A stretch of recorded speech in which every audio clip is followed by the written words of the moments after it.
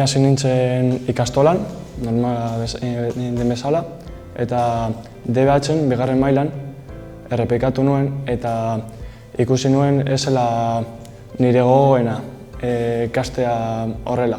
3 urte, hasi nintzen FP basikan, Otxarkoagan, karpinterian, eta oso gogoan egon nintzen, oso ondo, notak oso onak. Lortu nuen DBH-ko tituala eta karpinteria basiko tituala. Eta ez nekien ezer. Joan nintzen ikasten eta ikusten zer karpinteria munduko lana eta gustuko nuen. Eta aparte, joan nintzen Erasmus Berlinen. Hilabete bat, ni eta 2 lagun gehiago, eta oso ondo egon ginen. Tailerran proiektu asko egiten ditugu, batzuetan ateak, beste batzuetan montatzen zerbait, lan asko dago, eta gaude ikasten asko. Nire asmoa izango da jarraitu ikasten karpinteria.